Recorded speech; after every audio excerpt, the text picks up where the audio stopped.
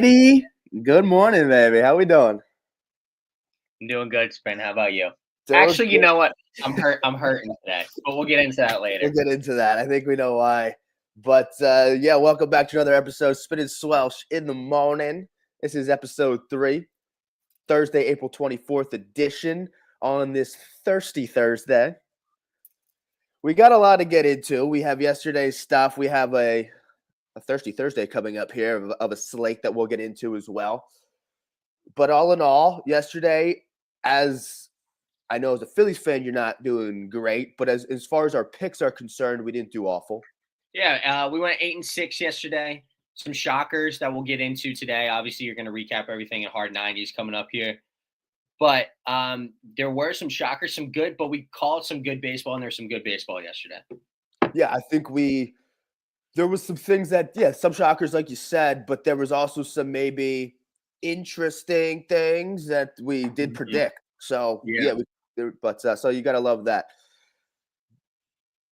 Real quick. Well, we have the live YouTube guys joining us. We got a Mets fan on the pod. So he's feeling good after the sweep. But hey, J-Man, we're going to get into that in just a second, babe. Okay? We're going to start off with a little recap of yesterday's stuff in a segment called Hard 90s. We're going to go 90 seconds on the clock. I'm going to recap yesterday's shit just in case you missed it. And let me get ready here. Again, I don't prep this shit. Maybe I should. No, when you fly off the cuff, it's a little bit better. Okay. I like how it flows. We're just going to riff, baby. Okay, 90 seconds of Wednesdays. This is our Wicked Wednesday. Starts now.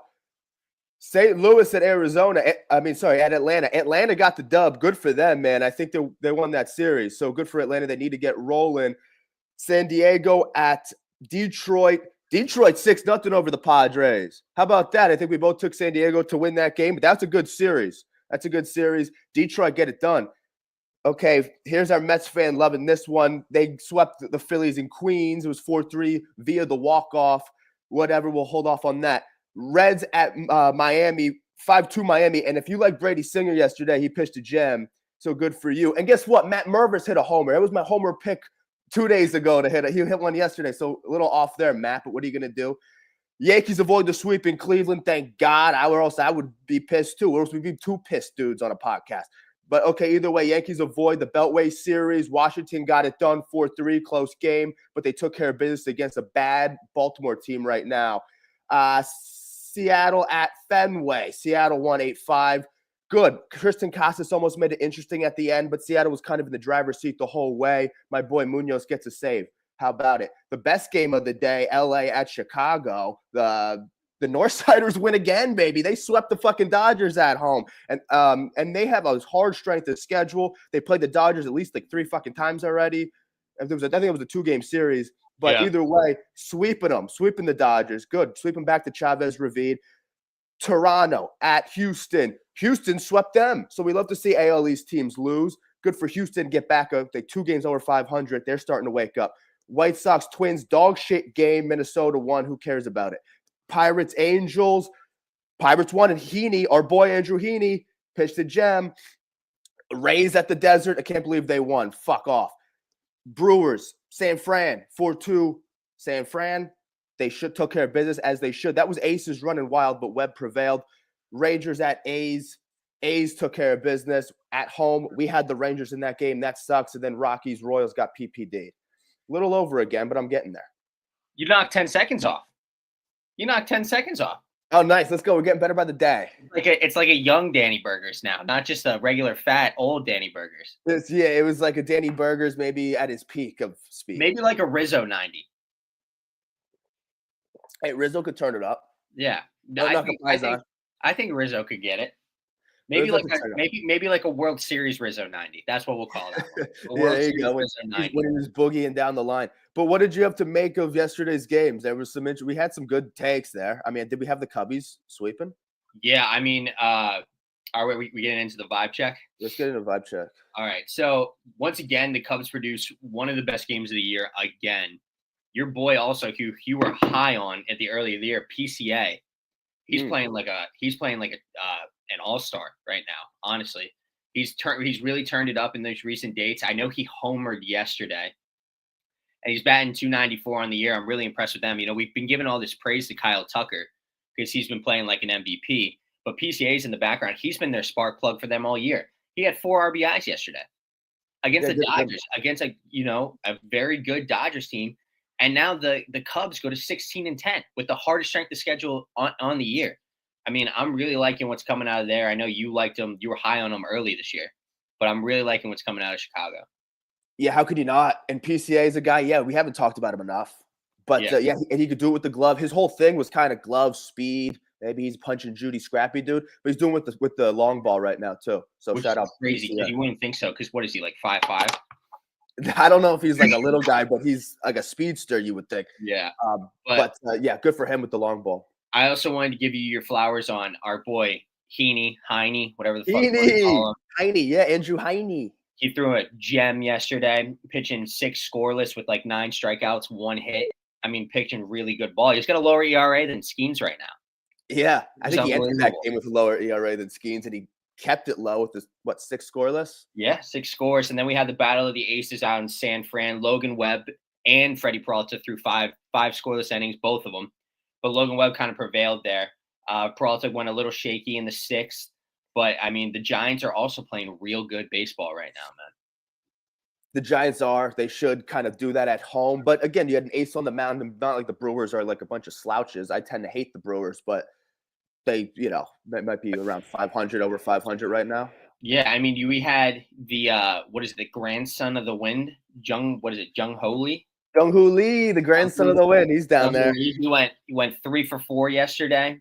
Leading that way, but he's been very good as well this year. And then to the late game, the A's Rangers out in West Sacramento. Nick, pause, Kurtz. That's how we're gonna say his name from now on because we don't want to get to yet. Or just call him Nicholas. First. This is government name. Major league at bat, RBI single in the first, so coming in super strong there. He's a big boy too. Did you see him standing next to like other people? Yeah, he's freaking huge. Like an oafy fucking guy. Yeah, and also Jacob Wilson got his first walk of the season last night. Oh, did he? First walk on the year. What's more monumental? Nick Kurtz, you almost got me, with a first major league hit, or Wilson, however many at-bats he's got. I'm sure it's pushing 70 at-bats with his first walk. What do you think's like the bigger milestone? I think it's the walk, dude. I think so too. This guy seriously does not want to walk. Like at all. So he has 89 at bats after yesterday and 1 walk to show for it. Not that he strikes out a lot either. But maybe I lean the hit just because you work your whole life to be a major leaguer. But the walk, the fact that it's like even like maybe we're even having the conversation is just kind of shows you how crazy it is that it's nuts. He's gone this many at bats without walking yet. And I mean, Kumar Rocker had another shaky start yesterday. So I mean, we'll keep an eye on him. I know if Joey's still here, J-Man, he's loving seeing Kumar Rocker getting shelled because the Mets originally had him. Said sayonara, see you later. This little fuck's over there now. But anyway, that's a good transition into this shit that I want to talk about right now. Well, do you have really quick, I want to talk about the Cubs. Did you watch the game at all? No, I wasn't able to catch it. I was at work last night. I saw bits and pieces, but I saw the end a little bit. They're an interesting team, man. So after like the Cubs win, they play like everyone's having a party in the north side of Chicago. It's a big party. They have like those, like you ever see the flags with the W's on them, and like people are running around the outfield. Yeah. Like a Cubs win, and people are running around the outfield with the flags, and then the whole crowd, and they put like a song on, and it's like, hey Chicago, what do you say? Cubs are gonna win today, right? And then the whole crowd is chanting it. They're like, hey Chicago, right? They're having like a fucking blast. It's a whole party, and then you see the Cubs walking off the field, and they're just like this. They hate the fucking song. You know what I mean? Like, they don't give a shit about the song. Or they're just trying to take care of business. Everyone's having a party. Flags are going, hey, Chicago, right? And then the Cubs are just walking off the field like no smiles. I think they hate it. Have you seen most of the Cubs? It's Kyle Tucker looks like he should be an accountant somewhere, in all honesty. He's playing at an MVP level. It's just they're putting a bunch of white guys out there and saying, go play baseball, who probably look like they should be sitting behind a desk, but damn it, they're 16-10 on the year. They are, yeah, good for them. I thought that was like, I was watching them walk off the field. I'm like, they fucking like hate this. It looks like they hate this song. But I mean, whatever, they got it done. Dodgers. You just swept the Dodgers in another crazy game as well. You think you'd be a little bit more amped, but Yeah, they played really exciting games. You would think that they had a little bit of juice on them, yeah, but they looked like they hated that song. They're like, and then that's why I even looked at their thing. I was like, do they have a lot of like? It's not like they have a lot of Spanish dudes that they just don't know like the lyrics. It's like yeah. no, they're all white guys. They're all like white dudes from like Minnesota. Like I don't know. So, all right. Well, now I'm gonna get into it with Joey still here. Is Yeah, he you here? got to. He's still He's here? here. He's here. Little shitbird. Yeah, you got to. I was waiting for this one. So Phillies obviously get swept in Queens yesterday. And so I know I got on here and I talked about, we need to see a sense of urgency. We need to see a sense of fight. We need to see the veterans lead. You want to hear how the veterans led yesterday, Spin? Trey Turner, 1 for 5. Bryce Harper, 1 for 5. Kyle Schwarber, 0 for 4. Nick Castellanos, 1 for 4. And JT Realmuto, 0 for 4. Grounded into 2 double plays yesterday as well. What a piece of shit. And it starts at the fucking top with Rob Thompson. Rob Thompson sits his hottest hitter in Bryson Stott yesterday for Edmundo Sosa. Edmundo Sosa played great yesterday. Still 2 for 3, right? Still hitting the shit out of the ball. But instead of fucking taking your hottest hitter out of the fucking lineup, why don't you put Sosa in left again for Kepler, who hasn't done shit all year? All fucking year. And then on the opposite side, the Mets look like a fucking World Series contender right now. They're playing Gold Glove defense out there. Brandon Nimmo's catching fucking everything, apparently. This stupid fuck. I hope Mikey gets in here soon so he can see this Nimmo hate. I fucking hate Brandon Nimmo. I hate him. I hate how he runs to first base after a walk every single time. I hate him. I hate him. I hate him. I hate him. And then every single person on their staff apparently is just now a Cy Young, or the Phillies hitters are making him look like a fucking Cy Young. And then all of this comes back to one fucking guy, the man at the top, the man who, let me scamper up. I want a challenge. Oh, it's too late. Fuck you piece of shit. And if these Phillies players love Rob Thompson so much, right, they better start playing some baseball because the guy at the top, John Middleton, he likes to win. And if we're not winning, someone's got to go. Someone has to go. If they're not winning and they look like this for another week, they're on like a 4-game losing streak right now. Just getting swept in Queens. They lost the last game on Sunday to the fucking Marlins.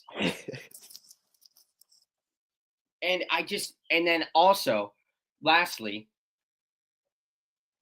Jordan Romano. Jordan Romano might have like a 15 ERA on the year right now. It's got to be up there. And Jeff Hoffman over in Toronto has got a sub 2. We let Jeff Hoffman walk so we could pick up this piece of shit in Jordan Romano. Guess what? I just don't want him DFA'd. I want him shipped out of the fucking country. Oh my God, it hurts. It hurts. And then to make matters worse, in the top of the 10th, bases loaded, 1 out. They don't score a single run. Not a single fucking run.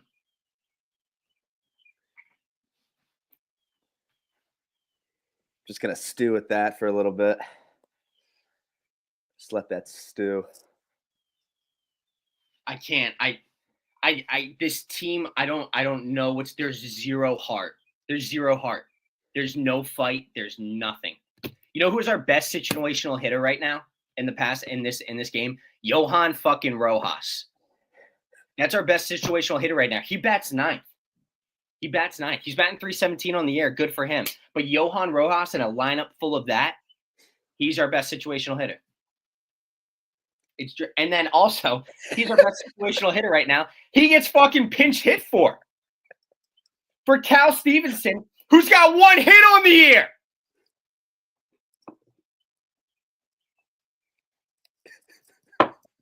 That's it. I'm done.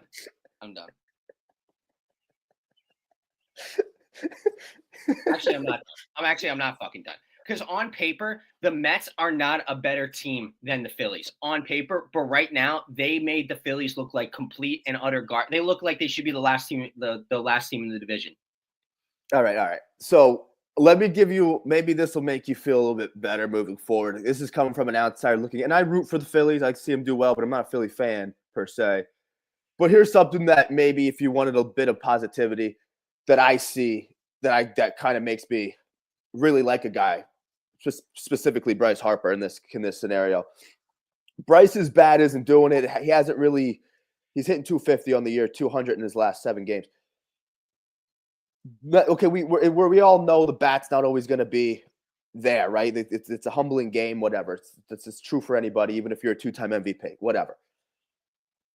The thing I can appreciate with Bryce is that he knows that maybe if he's not able to do it with the stick right now, he will find other ways to do it. Now, I know you want to see that on the field juice type of thing, but Bryce is a guy that does tend to play with a fire lit under his ass. I don't watch him on a daily basis. I don't know if he's gotten away from that, but there was a time he really did. Maybe he was a right fielder at that point. Maybe it gave him a little bit more juice to roam that outfield instead of kind of be at first. I don't know if that has anything to do with it. But he does right now have 6 stolen bases on the year. And that's something I can appreciate. When the bat and the power isn't coming in bunches, he is finding other ways to beat you. And right now, I looked into this like a while ago. I think he might have had 7 stolen bases all last year. He already has 6 this year. So he's finding other ways to beat you. He's always been that guy. His first year in Philly, when he was getting booed and he was quiet after signing that massive deal, he did very quietly put together a really good season. And, he manufactured good at bats and then played with a fire lit under his ass. He's very good at controlling the things that he can control and finding ways to beat you, even if he is hitting 250 right now. So as an outsider looking at the Phils, I do appreciate that in Bryce, but they're not really clicking right now, and that is true. And the Mets made them look like droopy-eyed children. I hate to say it, they did. Yeah, I mean, there's an emphasis on droopy-eyed. It looked like he couldn't see the ball yesterday. These motherfuckers, dude. Listen, they only struck out. They only struck out 7 times yesterday. But you know who? The only people to strike out were the people in 1 through 5 yesterday. The top 5 in the lineup. Those are the only people to strike out yesterday. On top of that, they had 11 hits. So you see 11 hits, and you're like, that's a good day. Not a single extra base hit yesterday. For a team that lives and dies by the home run, we know this. It's a proven fact.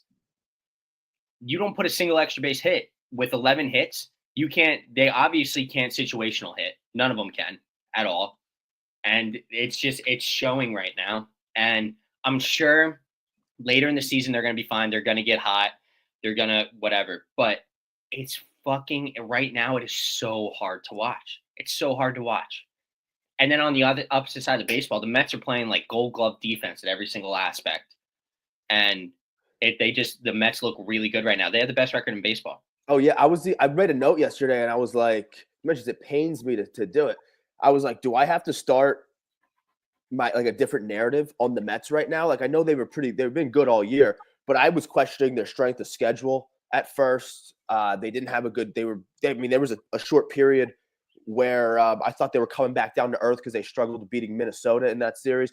I was like, yeah, once they start playing good teams, yeah, I don't really see it. They played the Marlins a lot. They struggled against the Twins. Like, I questioned their strength of schedule, and I also was like, well, they're not like hitting the piss out of the ball as a team right now, unless Pete was. But now Lindor is, and they just swept the Phils. This might have been I don't know if it was their hardest matchup. They made it. They dog-walked. I mean, yesterday was interesting, but the first 2 games, they pretty much, I don't think they were trailing in the first 2. So they made it look easy, man. They made it look, they made it like it was no big deal. And I don't know if that was, maybe the Phillies also made it look easy. Maybe the Phillies, they didn't look great either, but the Mets looked really good, and they beat a division rival, beat the next best thing in that division right now. And we were saying if the Phils win, they're 3 games back, and they lose now, they're 5 games back. That's a big difference. That doesn't look as nice.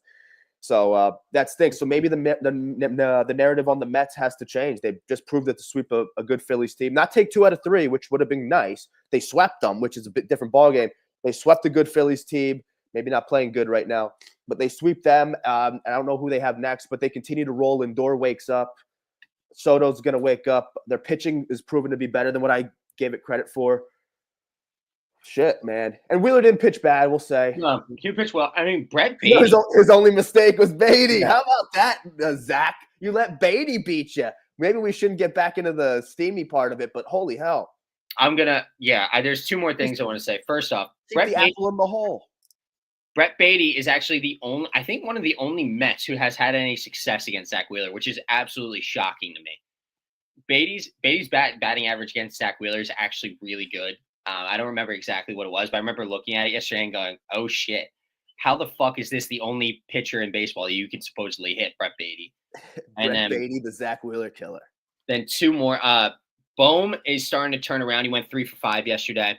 We all know Bohm's power, like, he doesn't really have power. He's more of a hit to contact kind of guy, like doubles in the gap, singles here and there.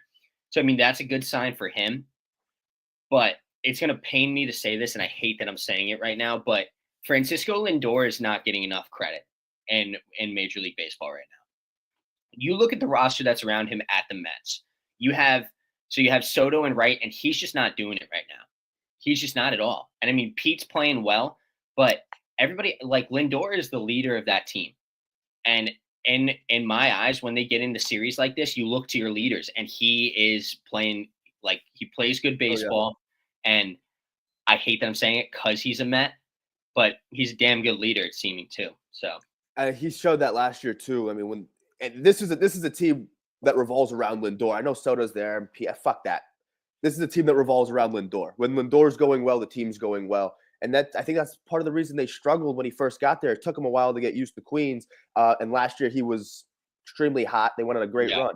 So he's showing that right now against a good team. And your leader can't be Pete, because your leader can't be a guy that when he runs, it looks like it sticks up his ass. Like, it can't be your leader. And Lindor is a good leader. He just got named the captain of Team Puerto Rico for the WBC. Yeah. So he does good things. Let's push through for a quick fantasy update. I don't know if you have any guys that you want to talk about. I'm going to give one pitcher worth streaming today. Any other pitchers that you want to look into, you got to stay tuned later tonight for the High Ched podcast with me and Lievendag, where we will discuss this stuff further and give matchups for the weekend. But I will throw out one guy we're streaming today, and then I don't know if you have any low-key waiver picks or any takes for fantasy. But you want me to give my guy really quick? Yeah, you go for it first, yeah. I'm going to stick. Yesterday I gave out Heaney, and it was a good one. My one guy today is actually similar to Heaney. He's actually pitching in the same series.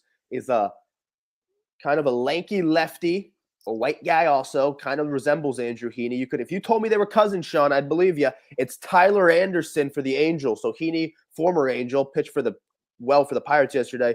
Today, it's Tyler Anderson for the Angels pitching against the Pirates today. 2-0 on the season with a 2.08. You have to favor the matchup against Pittsburgh. He's going to be available in pretty much every single league. 25.9% rostered via ESPN leagues. But he's been pitching well so far. Remember, he had a good season in L.A., the Dodgers, that is. He kind of fell off ever since. Can't say I love him. He won't be your saving grace. But if you want a guy worth streaming against a shitty matchup today, Tyler Anderson, you have to take the matchup against the Pirates. He's been pitching well. If you just need one guy to get you some innings and keep the ERA low on the team, he sounds like a good guy to get. Yeah, a little lefty there. One guy I will go with is the guy with the problematic name. This is a high risk, high reward kind of thing, because I mean, you go 1 for 4 with an RBI in your first major league debut. I mean, it's a good sign. It's not great. Obviously, we've seen better major league debuts, but some guys with those major league debuts show up on their first day and just absolutely suck. So Nick, pause. Kurtz is going to be my pick today, but once again, he's very high risk, high reward.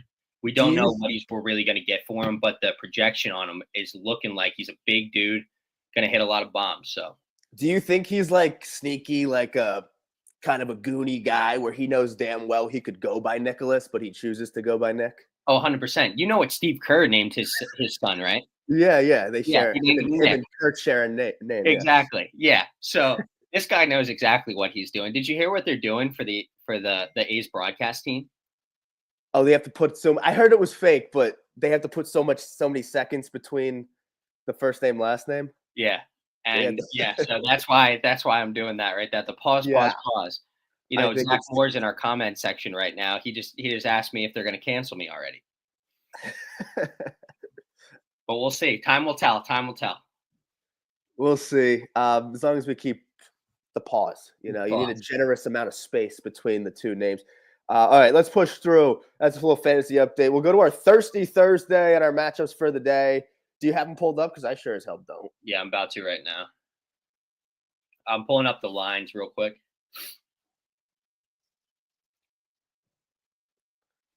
All right, so first game of the day. I mean, it's a short slate. I think there's under 10 games today. Okay, that makes sense. We got a heavy travel day. That's why it's a And thirsty Thursday. You got to fucking spend your time doing something. you got to put the beers in between the games. But Yeah. anyway, we start off with the stinker of the day: White Sox Twins. Gross. 2 no names. You got Paddock on the bump, and then something Smith. Sam, maybe? No, that's the dude. Well, it's Yeah, not Steve. It's not Sam.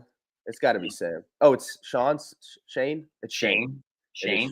It is Shane. I'm going with Shane. Lock it in. I'm going to do Paddock's got above 7 ERA, just below 8. Give me Shane Smith and the boys. He's yeah. No, I'm actually we're not talking about this game a whole lot. I hate this matchup so Paddock much. might prevail, but I'm just going to take the White Sox. I don't really give we'll a go shit. with the White Sox. All right, and then we're going into Mariners Red Sox back in Fenway for a day game. We got the Ace Crochet on the bump facing a Brendan Awu. Wait, you go first. I want to see the Shane Smith guy. I don't want to dwell on it, but I actually think he should get his flowers really quick. He's been really good. Really? He's got a 2.82 ERA in starts. He's actually been really good. I would give him his flowers really quick. So I will roll with Shane Smith. Okay, in terms of Wu versus Crochet, in Boston, hard matchup. Is this the rubber match? This is the rubber match. 1-1. Mariners took yesterday, and Boston took the game before. I think this is. I don't want to say it's easy, but I want to lean towards Boston. I know you're kind of anti-Boston, but Crochet's pitching like another ace again. Like he's looking at another Cy Young, 2-1 with a 1.13 ERA. At home, Boston, Fenway, those bats are going to wake up today. I'm going Boston. That's the smart pick. I was hoping you were going to go Boston so that I could maybe split it with you. Boston is 7-3 in their last 10. They've been rolling. They're right behind the Yanks.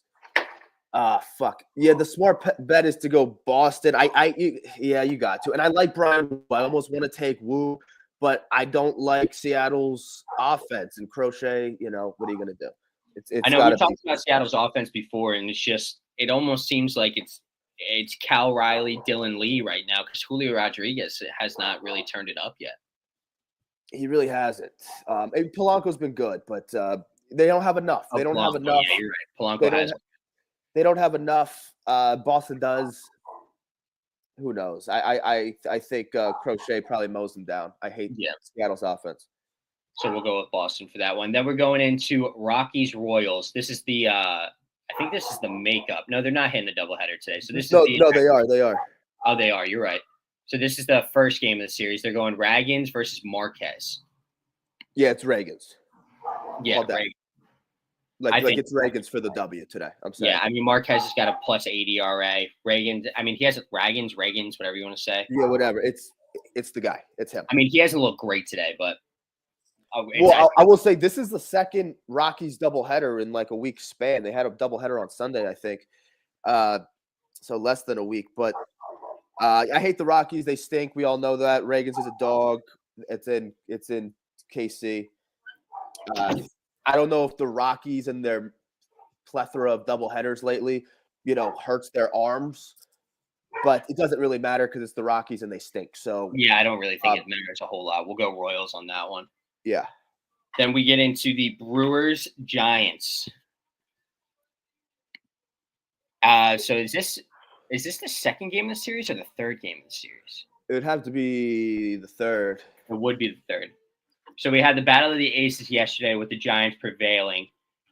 Once again at home. This was hard. I think they got a. Yeah, this is the rubber match, right?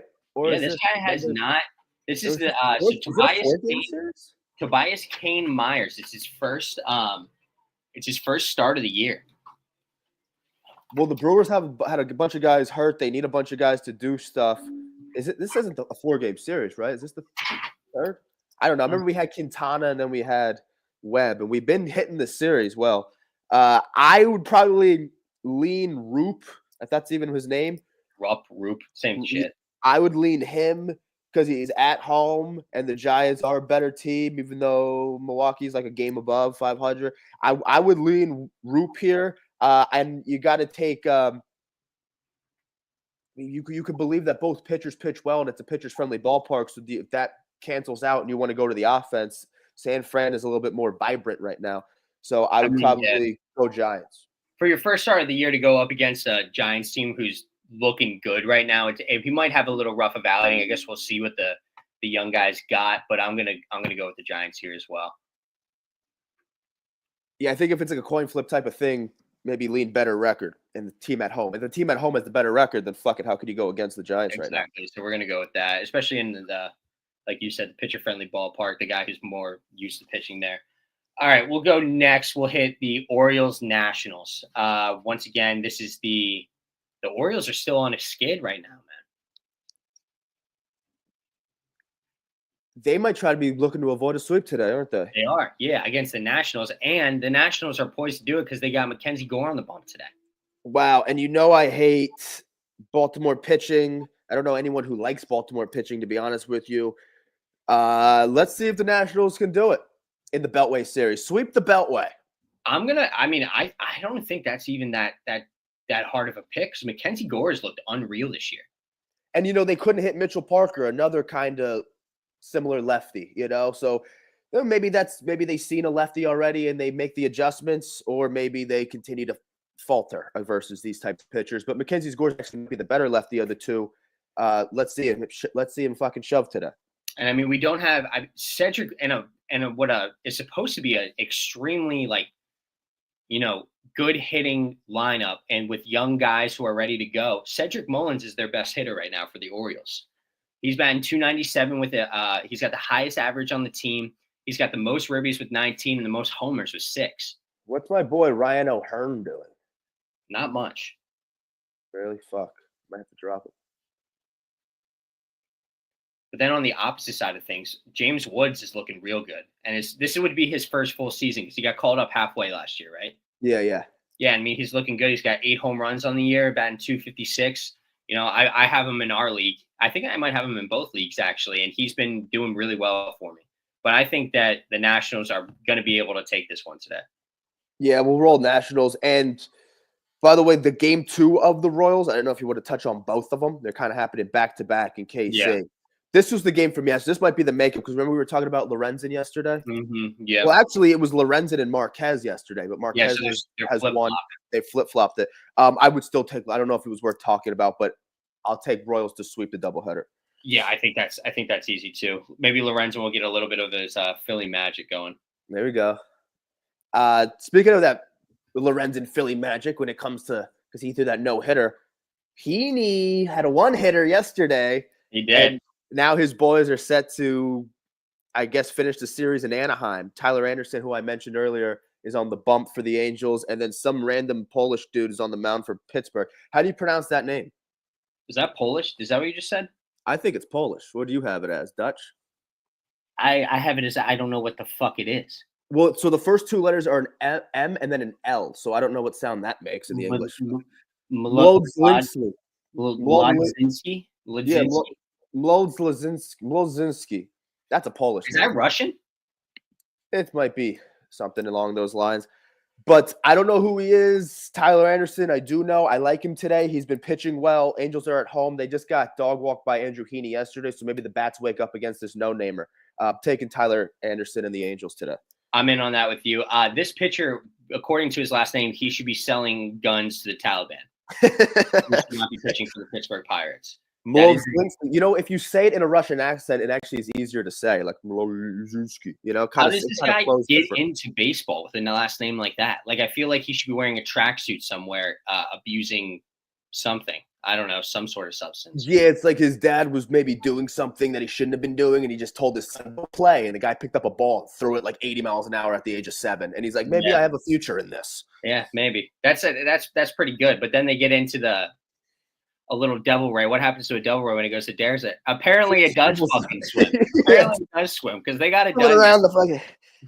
Well, and now it's hard. Now it's hard because Rasmussen's a stud today in the desert, and Burns is a stud in theory, but not pitching well so far this year.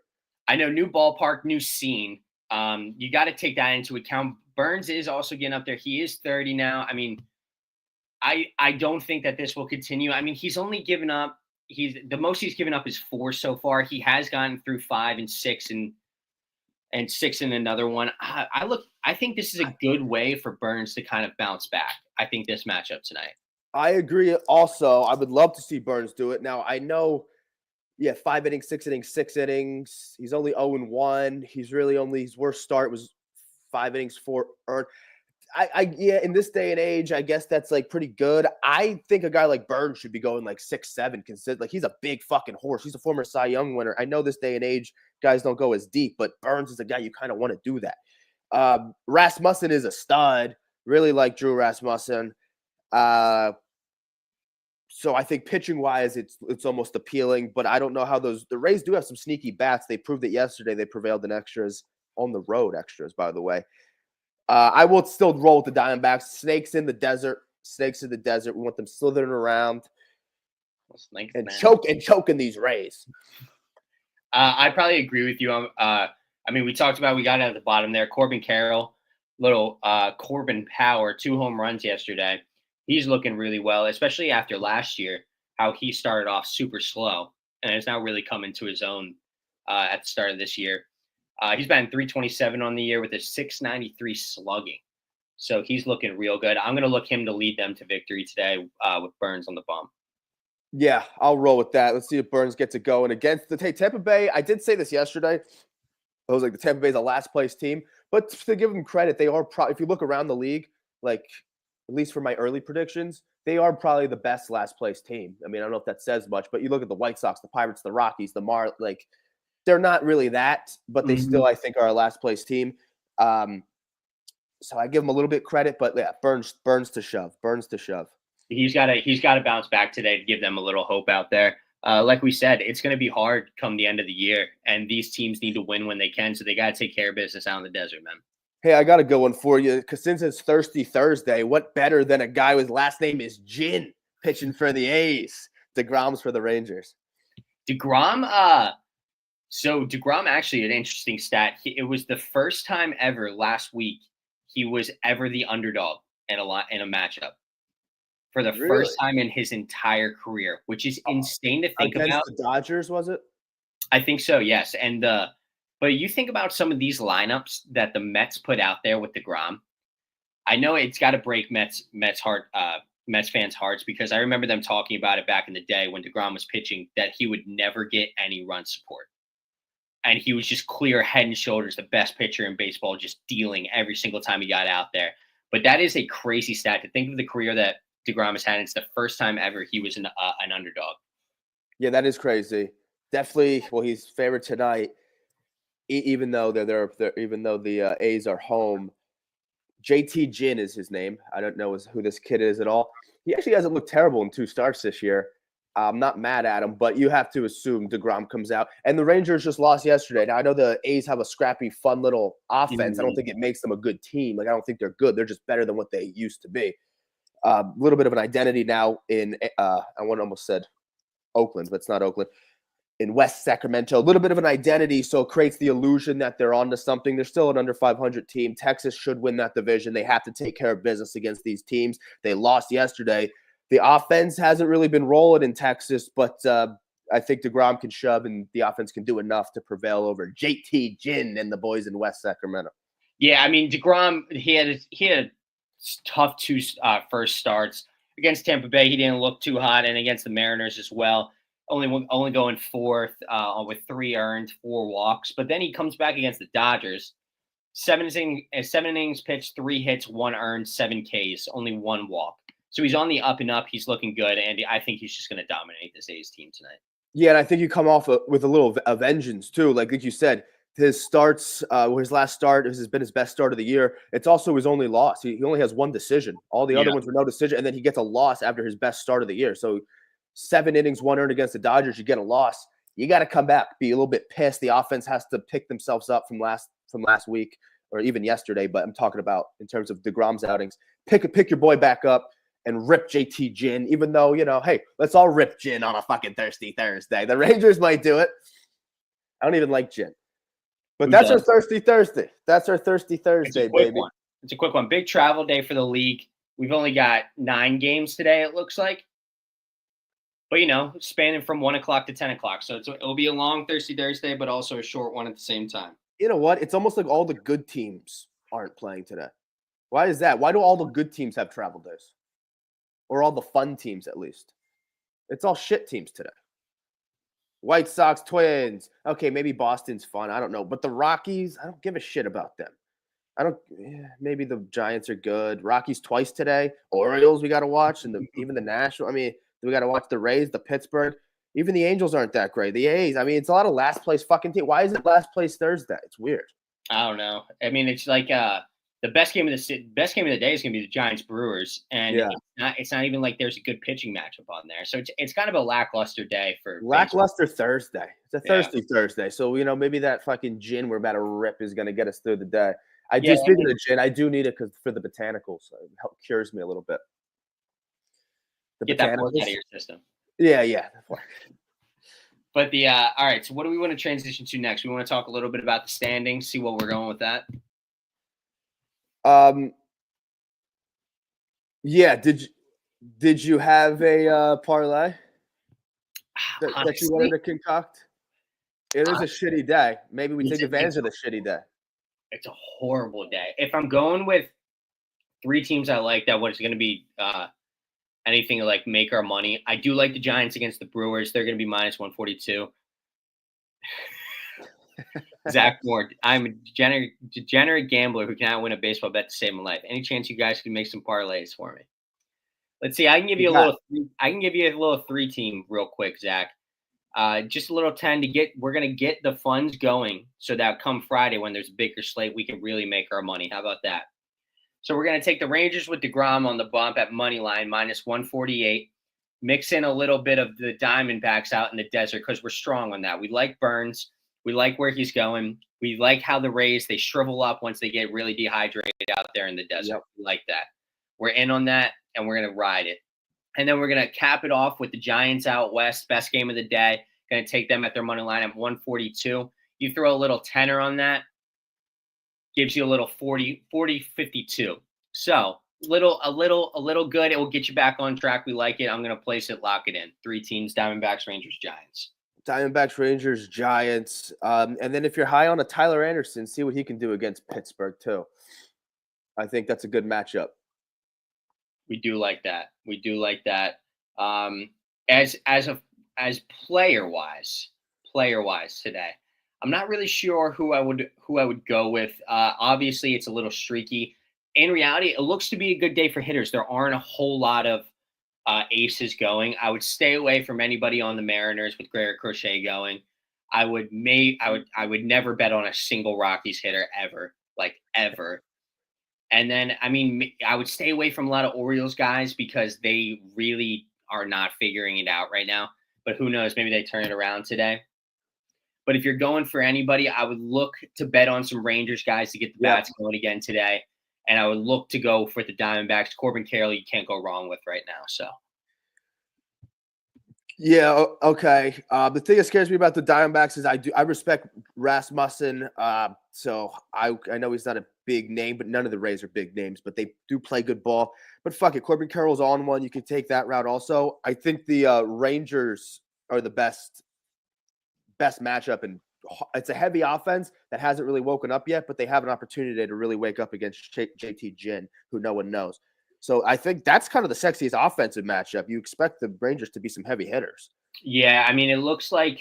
Or the Angels wake up a little bit. They've been scrappy early. They came back down to earth. They have a favorable matchup. They have to get back in the win column. Maybe the Angels do something. I mean, we talked about it yesterday with the Angels. They had. I mean, maybe you ride them. This is maybe their last stretch of that little good stretch they have every year where they make them a little, shifty or whatnot. But maybe you ride them. Maybe you go with Logan O'Hoppe, home run hitter today, maybe. Speaking of home run hitters, I know a guy we're not taking. No, not JK. Dusan Bears. Not J Cave. Here's a good home run hitter, perhaps, for today. How do you feel about Adolis Garcia? I like it. We were just talking about how high we are on the Rangers. And Adolis, I mean, I don't think Adolis is having that great of a year to start out.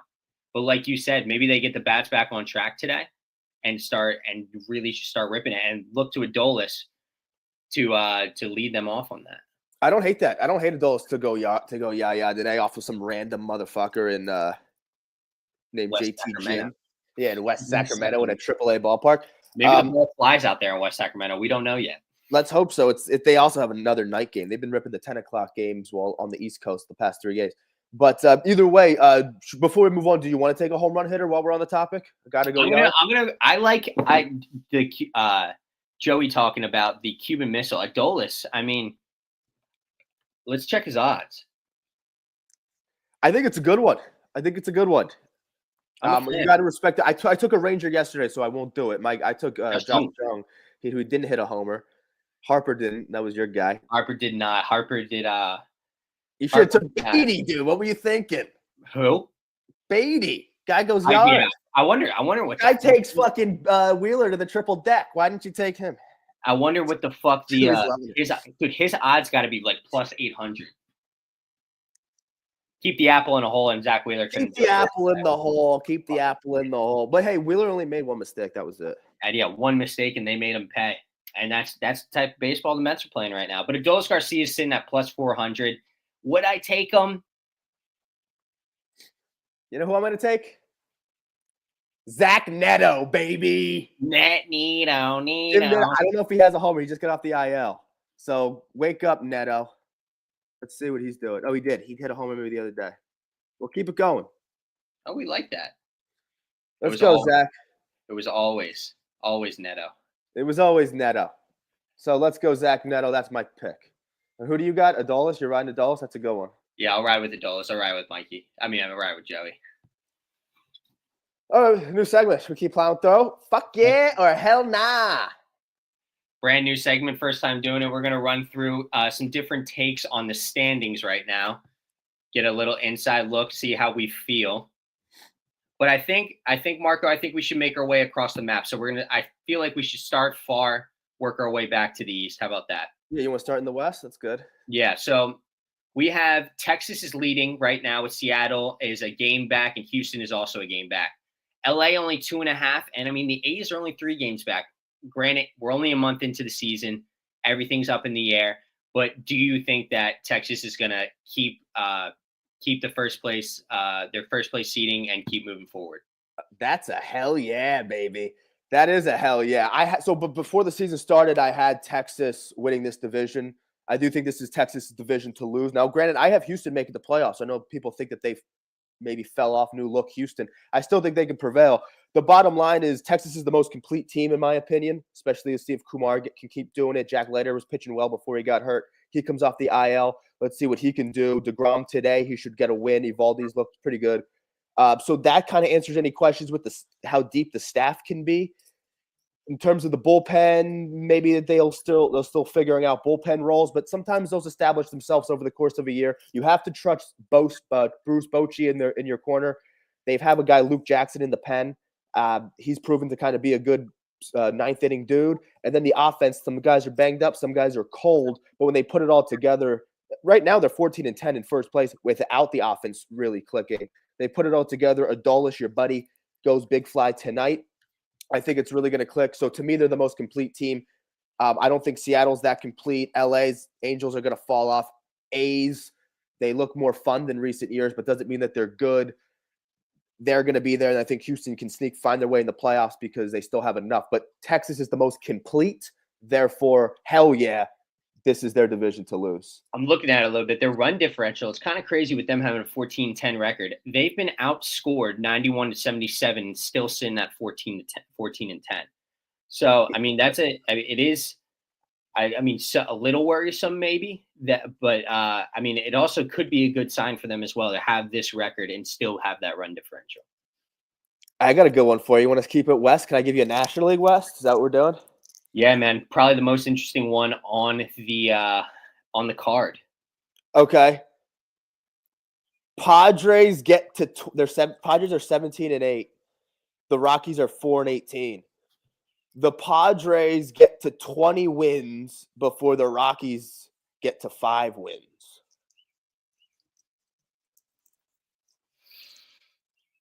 I'm gonna go with fuck yeah.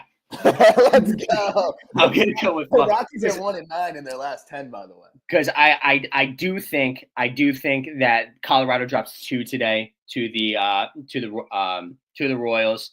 Probably let's check out their schedule. I didn't even take a look at their schedule. This is completely off the cuff. Yeah, I'm kind of ripping it too because I mean, one team has been off the fucking charts. The other team is maybe are they very clearly the worst team right now? They have to be. I mean, can you name me a Rocky?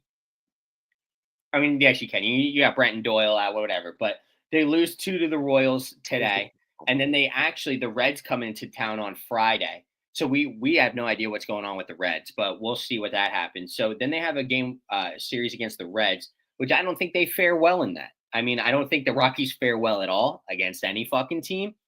But I do think let's check out San Diego. San Diego's got an off day today. We didn't cover them at all. So they're already playing behind the 8 ball. But then the Tampa Bay comes home to them. So I think they take the sweep there against Tampa Bay. I'm going to call it now, and they get to 20 wins before the Rockies get to 5. So they got to win 3 before the Rockies win 1. And the Rockies do have 2 games today. I think it is extremely possible. I don't give a shit that they have a doubleheader today. They're losing fucking both of them. They're a shit franchise. But you know what? I always have a little something in my heart. They have with that left side back in the day when we were kids, Arenado and Tulo over there. Oh, sure. I mean, wow, just dynamic. Both Gold Glovers and could hit the shit out of the ball. But while we're on the topic of this division, I mean, that's just the duality of it all. I mean, you have a team that's on top of the world, one of the best teams in baseball, maybe right behind the Mets, and then the Rockies are very clearly the worst. But then sprinkled in the middle are a lot of fucking fantastic teams. Like, this is very clearly the best division in baseball. I think we knew that going in the season, but holy shit, the Padres on top of the world, the Dodgers, Giants at 16-9, and then Diamondbacks right there too. Holy hell, I have the Diamondbacks making the playoffs, by the way. Yeah. So what's crazy about this is the Dodgers are 16-9 and truly haven't figured it out. They were obviously didn't have Freddie Freeman for their first, I want to say, like, what was it, 10, 15 games? He just came back. Yeah. But they still haven't completely figured it out, and they're still playing insanely good baseball, which everybody knew. Everybody knew that was going to happen. Everybody knew they were going to basically kind of roll with it. What I think a lot of people weren't suspecting is how good the Giants have been. Yeah. I mean, the Giants had a good offseason. They brought in that the new left side in Chapman and Damas. The grandson of the wind is holding it down out in center field, batting up close to 350 on the year. Like, he looks unbelievable. And so, I mean, it's going to be sneaky. I think 3 teams out of the it's hard to say that, but because I want we're going to talk about later, the East, I want to say 3 teams are coming out of there as well. But the Braves have looked like stinkers so far. They're bringing it back. They're 10-14. But I do think LA still wins that division. And I think San Diego and San Francisco both probably sneak into the playoffs somehow. I don't hate it. The way it's shaping up right now, you'd have to assume 3 teams out the West. I had 3 teams out the East, 2 out the West. And I'm not going back on my predictions yet. But they're making it hard for you to. It's good baseball to see. Like, when you have 3 teams. I mean, even 4. You cannot say nothing about the Diamondbacks too. Sitting at 14-10, 14-10, they'd be second place in most divisions, but they're in 4th. They're sitting in 4th. Yeah, that's crazy. It's nuts. Crazy. But I mean, I guess I'll pose a little question to you in a very weird division out in the Central, the AL Central. You got Detroit, Cleveland, Kansas City, Minnesota, and Chicago. So the bottom, we're not even going to fucking talk about. Who cares about those 2 teams? They both suck. White Sox, obviously, are the White Sox. Twins are the Twins. But let's talk about the top 3. Detroit has looked 15-10, has one of the best records in baseball. Cleveland, just coming off the series against the Yankees, takes 2 out of 3, which is huge for them. And then Kansas City, who at shortstops got one of the best players in baseball. So you got a very interesting division there. They're all sitting, Detroit sitting at 15, Cleveland at 14, and Kansas City at 10. Does Kansas City make a comeback to take that division at come October and September? Fuck yeah, baby. Fuck yeah. Again, I'm not going back on my preseason predictions, and Kansas City was a team I had winning this division. I know everyone's getting their panties wet over Detroit. Okay. I see why. Record-wise, they look good. And also, I mean, maybe not like blow you away at 15-10, but it's very respectable. I mean, you're 5 games over. I mean, the Yankees have the same record. No one's jerking off the Yankees. But either way, 15-10 Detroit. I guess it looks better in Detroit to be 15-10. I don't know. But they're very disciplined hitters. They don't go down easy. I love the at-bats that they take. Even when they were playing the Dodgers, they got swept by the Dodgers in like the domestic opening day, like not counting the Tokyo series. So They got swept, so their record didn't show it, but they looked good. So I get the hype around Detroit. Their pitching has been unreal too. I get the hype on Detroit. They're a pass the baton team. And again, the manager, AJ Hinch, I know the 2017 Astros, you want to shit on him, but he's proven to be a good manager and revive his career in Detroit. Go ahead. I just think what's crazy and nobody saw coming is everybody knew Tariq Skubal, how good he is. But then those other three guys, and Job, I can't remember the other two names. But, I mean, they've been lights out. Obviously holding a 15-10 record in the run differential. They have 112 runs scored, and runs against are 82. So that gives them a run differential of plus 30, which is pretty unbelievable so far this early in the season. That is crazy. And I was just going to say, with Kansas or with Cleveland, rather, I'm not bought in. They are 14-10, good for them. The Yankees took 2 out of 3 out of that series, but I'm not bought in Cleveland. Kansas City has really yet to wake up. I know we can talk about. I know you say his average is there. I actually don't even think at close to 300 batting average looks good on Bobby Witt, for being honest. Especially when they're not doing it. He's hitting 308. Yeah, he hasn't really. I guess he's been around 300, a little over 300. But this is a guy who won a batting title last year, so maybe I'm just being harsh. Either way, he starts to find it in the power department. He starts to rip these extra base hits. These guys behind him start to figure it out. Maybe India needs to figure it out because he was hot for a little bit.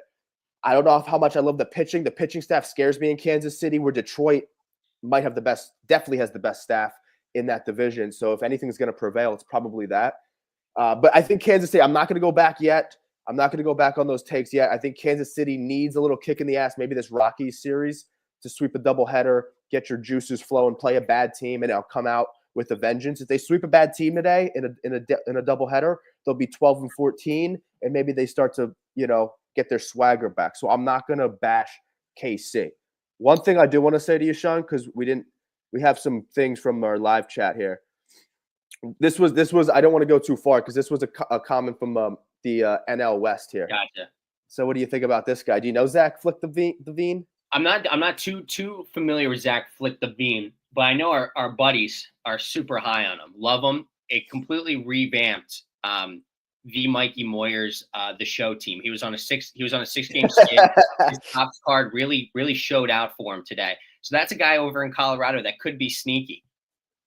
Yeah, not bad. They still stink though. But all right, what I didn't want to go too far and forget about the West there. But what were you going to say about in terms of the Royals in the Central? Well, I mean, I like your take on it. I think you are 100% right about Cleveland. What's interesting about Cleveland right now is I think we talked about this already, but J-Rom isn't even really having that good of a year right now. Mm-hmm. He's still playing well. He's still going to be an all-star, but you like to see him above that 300 range. And because that's just who he's been. He hits from both sides. He's pretty unbelievable. Right now he's sitting, I want to say around 280, which is no slouch, right? Maybe even lower. Yeah, but he has been, let me pull it up real quick. Sorry. He's only him. I mean, he's got 5 home runs, 13 ribbies, and he's hitting 265 right now. So it's weird. I mean, they're sitting at 14-10 with him posting those stats. It's going to make for an interesting rest of the year kind of thing. But because he's going to heat up. He's that good of a player. He's going to heat up. He's going to get to above 300. He's going to start hitting the bombs. It's going to really start going. But yeah, I think he's definitely going to heat up too. But even 280 would be fine. I'd be fine with 280, but 260 is a different ballgame. If he's a 280 guy, and last year he was like a 40-40 dude. So if he's 280 and doing that, that's like MVP caliber. But 260 doesn't look good on him, especially in a lineup that they lost their right side of the infield. No more Naylor, no more Jimenez at second. It's a lot. I like Stephen Kwan. I like J-Ram. I don't know if I like enough of that team, though. Yeah, I really would agree. Believe in them at all. So Kansas City, again, just it's one thing at a time. If Detroit's on top of the world right now, fine. KC's really not, but they're staying afloat. You can stay afloat in that division. It's not great. But, you can't let the Tigers start to run away with it either. But, you start to chip away at Cleveland, and then shortly after you start to chip away at Detroit. It starts today, though. They have 2 today against the Rockies team. It's very doable for KC. So let me give you a Central. If we're going NL. Ooh, Pirates and St. Louis have the same record. St. Louis is cold. Cubbies are hot. Okay. Will there be 2 playoff teams that come out of the NL Central. That's a hell no. No, Hell I no. don't think there's any shot. I wanted to, and beginning of the year, if you told me this, I would have said Milwaukee and the Cubs would have both made it. I thought we would have gone I thought we would have split even across all the divisions, gone 2-2-2. But the Giants have shocked me. The Giants have shocked me this year, and I don't think it's a fluke over there. I think they're going to continue to play good baseball, and I think I don't want to go back on my previous take because I always say this about the Brewers: they're always going to have a good regular season and then shit the bed come October. It's who they are, it's who they always have been, it's who they will be. That's their identity.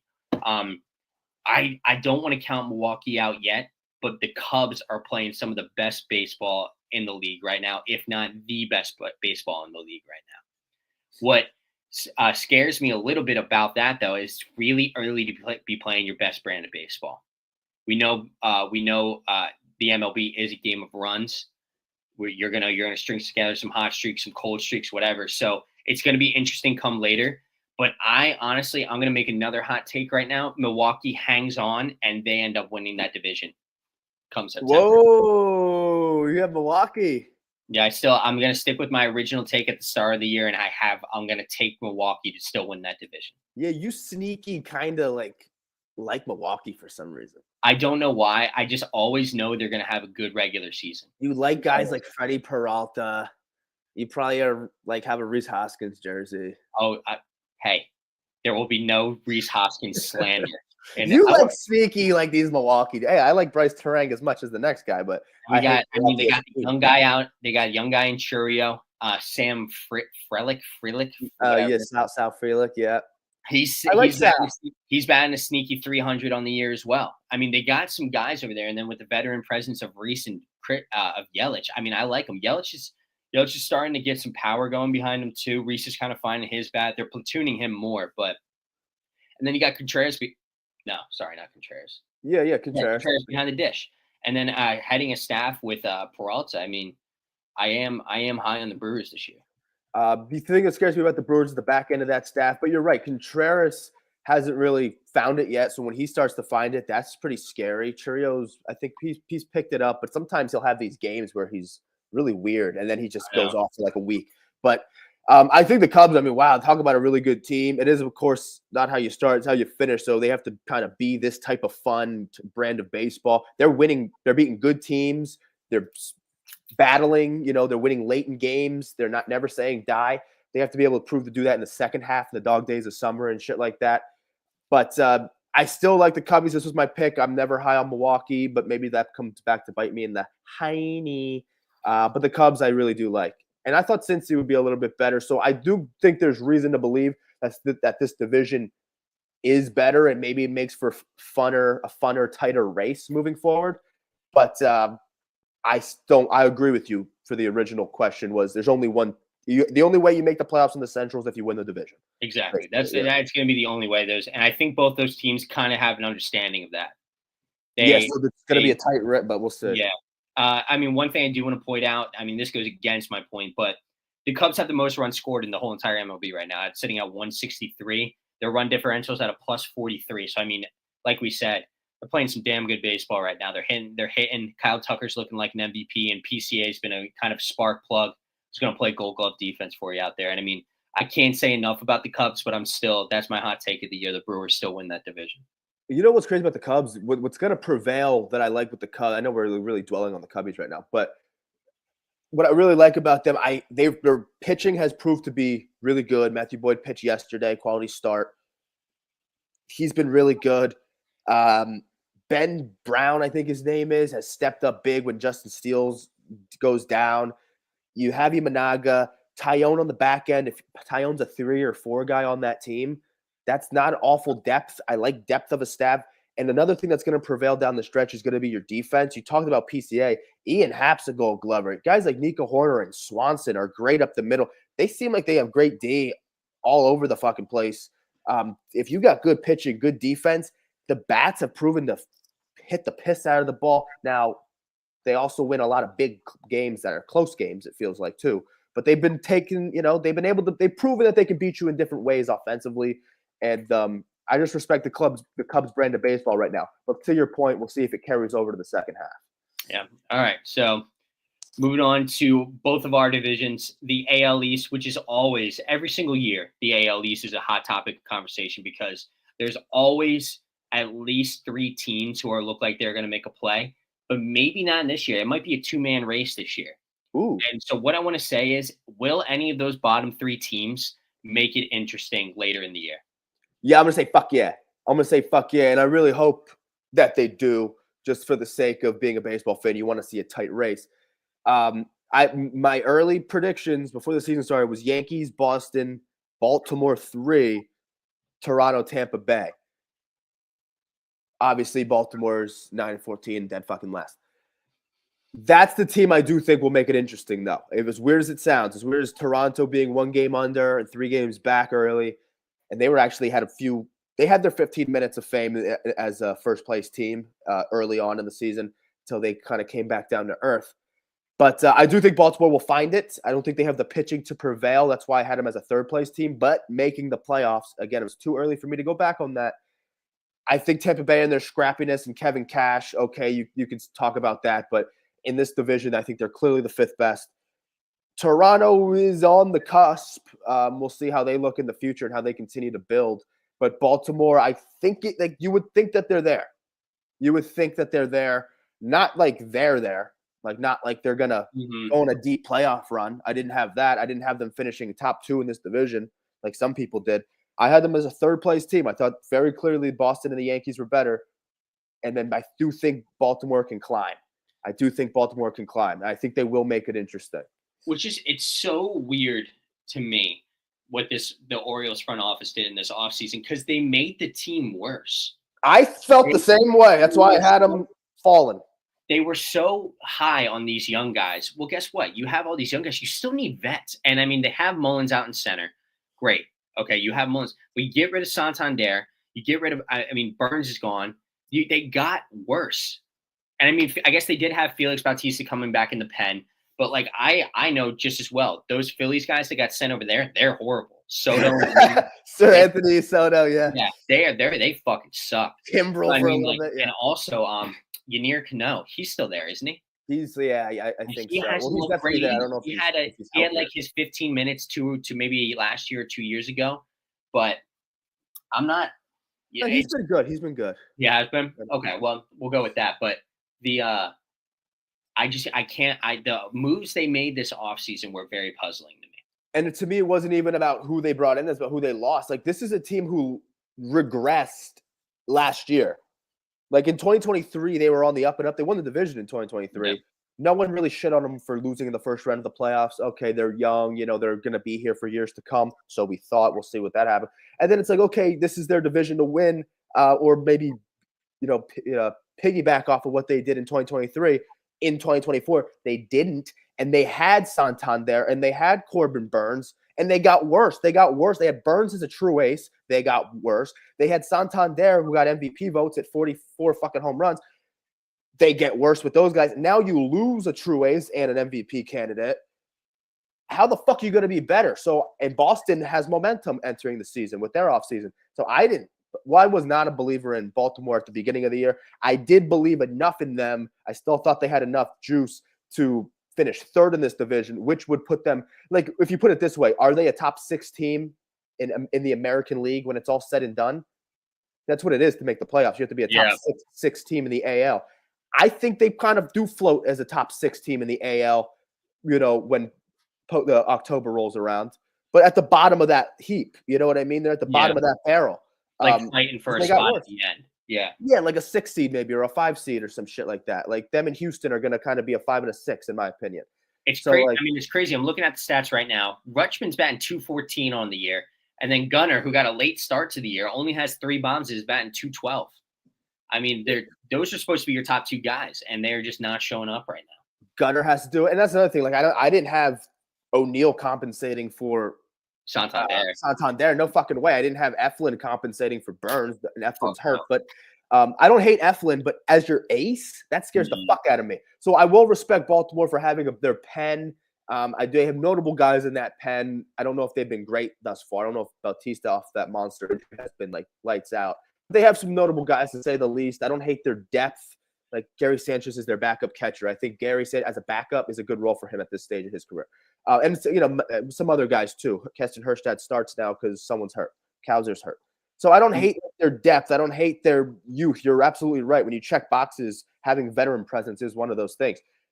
But it scares the living hell out of me with their pitching staff. So I did have them falling down a tick, but still sneaking into the playoffs. And to your question, hell yeah, I do think that they make things interesting. It is cool to see because seeing Yankees Boston as 1-2 in that division, that's awesome. As just a pure baseball fan with how that rivalry has grown so much, for so long, has so much history to it. To see them 1-2 and to see them play late in the year, it's going to be awesome. It's going to be great baseball. That is going to be great to see. Let me give you one. Well, while we have our live chat guys popping up tonight, or today, I should say, damn, we got a morning show, baby. I want to give you something with the revolving around the Mets. Are you going to make me talk about the Mets some more? Well, maybe you can throw a little some we'll see. Some shade their way. Okay. Mets are 18-7, they're the best team in the sport. It's only April 24th, though. Do the Mets hang on and win this division? Hell no. I can't. So here, I do have somewhat of reasoning behind it. I agree with you, by the way. I think the Phillies are still going. I have the Phillies taking it in the beginning. Phillies are playing their worst brand of baseball right now. They have not, I've religiously said this over the start of the year. They are 13-12, and they have not looked good. And I've watched them in a lot of games. Every single game I've watched, they have not looked good. I don't care if they won the game or not. They just haven't. They have not put it all together. But the Mets right now, I'll say this, they're definitely going to make the postseason. They're definitely going to be playing come October, and they're definitely going to make some noise in October. I just think it's going to be as a wild card team, which if you talk to Mets fans, I bet you Joey would be okay with that.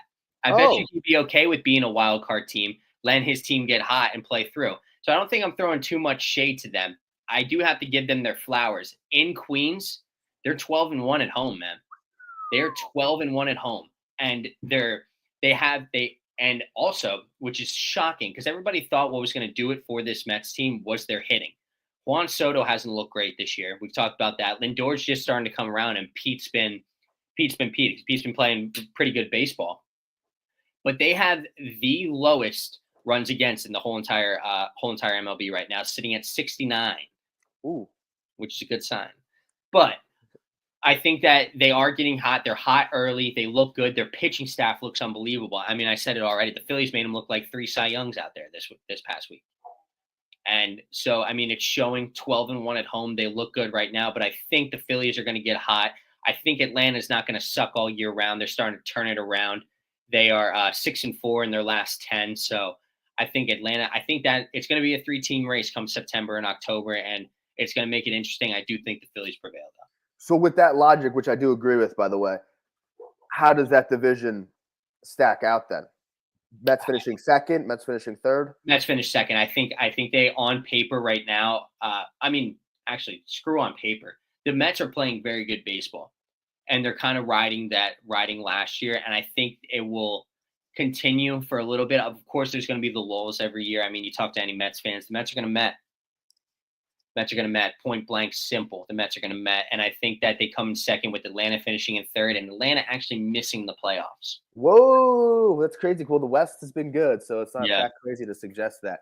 I'm 100% with you, and again, to reiterate for like the 19th time, I'm not going back on my preseason. Wait, hold on. Can I interrupt real quick? Did I just say the Mets missing the playoffs or the Braves missing the playoffs? The Braves. Yeah, okay, good. Because the Mets are definitely making the playoffs. But yeah, go ahead. Sorry. But to reiterate, I'm not going back on my preseason predictions quite yet. And I had the Braves winning that division. And maybe it's crazy because they are in last place right now. I still have them winning that division. I also have the Padres not making the playoffs, and I'm not going back on it, baby. I'm not going back on any of my predictions. Padres are going to miss the playoff, and I do have 3 teams coming out of the East: Braves, Phillies, and Mets in that order. But the Mets are like a 90-win team, and being maybe like a 6 seed come the playoffs. So I don't think they hold on either. Did Joey say anything? I don't. J-Man? No, he hasn't. I was trying to pick his brain a little bit with this one, but I do have the Mets. They're a playoff team, and if they get hot like they did last year in the playoffs, then and they go on a run, good for them. I think the Braves win that division, and the Phillies come in second. But I think history repeats itself, and I think the Phillies can go deeper than the Braves come October. Yeah, the Mets will hold on to a playoff spot, of course, but I don't think they hold on to the division lead because again, we haven't seen the two other big dogs in this division really play their best baseball. Phillies haven't played their best baseball. They're kind of in the mix, but they haven't played great. And the Braves are not really in the mix, and they certainly haven't played great. When they both start to do it, and we'll see if the Mets pitching gets exposed at all. I don't know. Right now, it's been great. We'll see if it starts to get exposed because I don't know if they have a true ace right now. Like the Phillies haven't played their best baseball since last summer. That is the last time the Phillies have put collectively a string of games together that has been good. Yeah, the fall wasn't good. Yeah, it's been the fall wasn't good. The playoffs were not good at all, and so far they look very lackluster, and that does scare me. And like I said before, it starts at the top with Rob. He's got to figure it out. And if these players like Rob so much, they better start playing good baseball because it's ticking for Rob Thompson right now. Yeah, I agree. I agree. But hey, pitching prevails, and the Phillies, we haven't seen Nola at his best. Painter coming up in July, Ranger coming back from injury. There's still some sort of, they still have some things to work out, iron out, but I'm still a believer. I'll always be a believer to a fault and, in my team, but. Yeah, no, you have to be. But yeah, pitching is going to prevail. When I talk about like the Mets, maybe pitching, they start to get exposed. Like, I don't know, Clay Holmes can look good right now. Maybe, he hasn't been how many innings is he going to throw this year? He's a fucking known closer. So now he was your opening day starter. I don't know. I mean, we haven't seen Senga after a monster injury. How many innings can he pitch in a season? Maybe I'm overreacting. Maybe they're just fine. But until I believe it, it's tough to believe or until I see it, it's tough to believe that the Phillies pitching can't outlast. Here's might be Joey. Let's see. I didn't read it, so I'm just going to pin it anyway. The pitching holds up. They make the NLCS minimum. That's coming from our resident Mets fan here in our live chat. Well, I mean, I think that's an easy thing to say. If their pitching holds up, they have three guys below let's look. They have two guys, but they have Trevor Meagles sitting at a 109 and Senga sitting at a .79. The rest of them are sitting right around 3. That's an unreal starting 5, Joe. Yeah, no shit. If their pitching holds up, they're going to make the NLCS. Yeah, if the Nationals have 9 MVP candidates, they make the playoffs. No, but no, I do agree though, because it is going to come down to pitching though. To Joey's point, like it does come down to pitching. Can pitching prevail? Can it hold up? Of course, because Senga and Holmes might be top of the line arms for them, top of the rotation arms. And we have yet to really see a consistent basis of either of those guys pitching deep into a season. That's going to matter. Let's see what Canning can do. Manaya's coming back. That's going to be good for them. Mm-hmm. And then who the fuck else? David Peterson's my boy, and Joey knows that. There's one thing I like about the Mets. It is David Peterson. He never gets any love, and he pitches like a fucking dog. He might have 2 starts this year with 9 Ks, Joey, by the way. David Peterson. He never gets love. The fucking best pitcher out there. You know what I also want to touch on with the Mets before we move on? Edwin Diaz. He's supposed to be this lights out closer, and he's kind of looked anything but lights out. Oh yeah.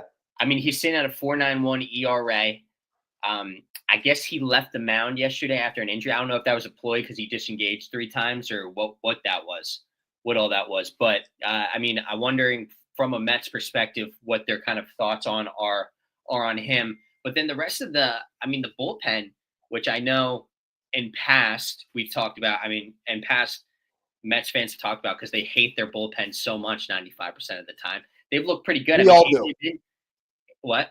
We all hate our bullpen. I know everybody hates bullpens. I know I hate my fucking bullpen. But like AJ Minterson at a 174 looking real good coming out of the pen. That's got to be a good sign for them. But I'm wondering what their thoughts are on Diaz. But I guess we can get that for another day. We get that. And I don't know, did we talk about relievers on the show? Not yet. I mean, we talked about how much they've sucked this year. Yeah. Last ones. Yeah. So that trend continues. Diaz is in that mix. Devin Williams is in that mix. Clase is in that mix.